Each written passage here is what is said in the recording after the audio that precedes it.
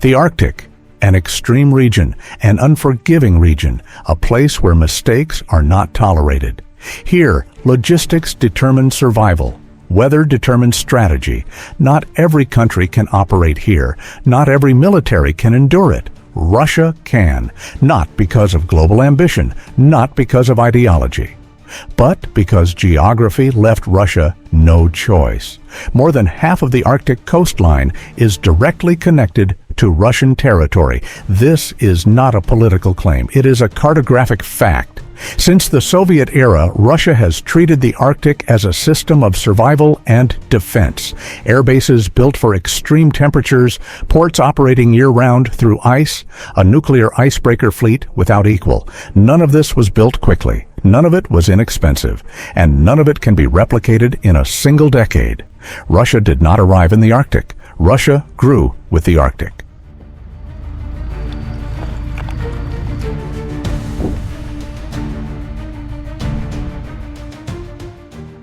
To the outside world, the Arctic looks empty. To military planners, the Arctic is central. From the North Pole, intercontinental distances shrink. Ballistic missile trajectories cross this region. Early warning detection in the Arctic determines whether a nation has minutes or only seconds to respond. This is why the Arctic is fundamentally different from other theaters. Ukraine is about territory. The Arctic is about existence. Russia understood this long before others did. Not after NATO expanded eastward. Not after the United States upgraded its radar systems. Earlier, much earlier. While others debated whether the Arctic even mattered, Russia was already building its infrastructure. Quietly, without slogans.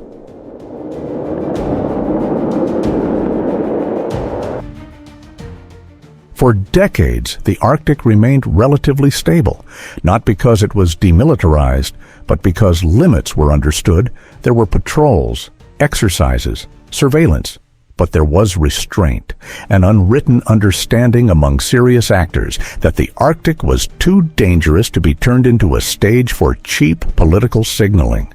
Russia respected this balance, not out of weakness, but out of logic.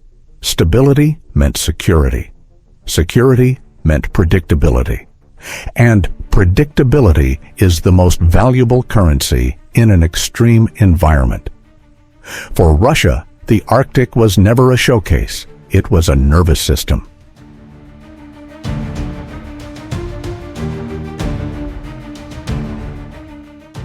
Greenland, a vast island, a small population, legally part of the Kingdom of Denmark, strategically never truly peripheral. For the United States, Greenland is not a question of sovereignty. Greenland is position.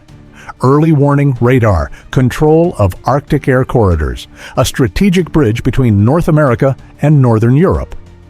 When Washington stated that Denmark was no longer fully capable of securing Greenland, this was not routine criticism. It was a strategic signal. Bases expanded, technology modernized, infrastructure designed for permanence, technical moves, geopolitical consequences, and Russia took notice, without panic, without public theatrics, with calculation.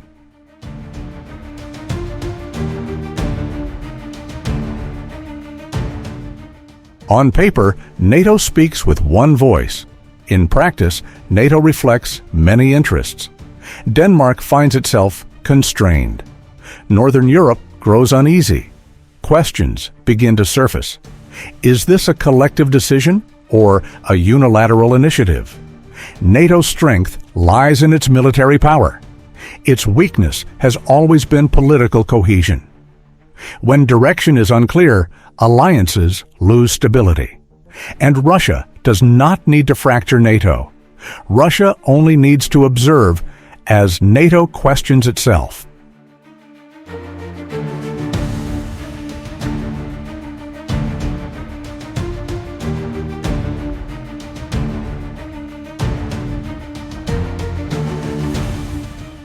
Russia's response was not emotional. There were no public ultimatums, no dramatic rhetoric. What followed was adjustment. Radar coverage expanded, patrols intensified, readiness levels recalibrated. This was not escalation, it was prevention. When balance shifts, Russia ensures it does not fall behind. This is the difference in approach: reaction versus preparedness.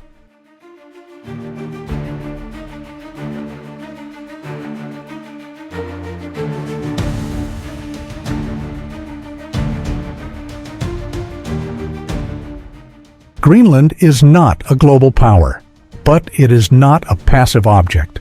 Local elites see opportunity, greater autonomy, global attention, long-term investment. The United States does not arrive as a military occupier. It arrives as a strategic partner. Yet every partnership carries interests. Denmark loses control of the narrative, and the Arctic becomes an arena of internal political negotiation. Russia understands this dynamic, because Russia has lived with similar complexities for centuries.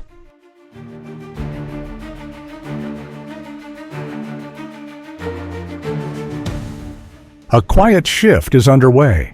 Ukraine remains important, but it is no longer the sole focus. The Arctic carries systemic risk, global risk. For NATO, protecting the core is becoming more urgent than expanding the periphery, and Russia recognizes this shift without celebration, without illusion.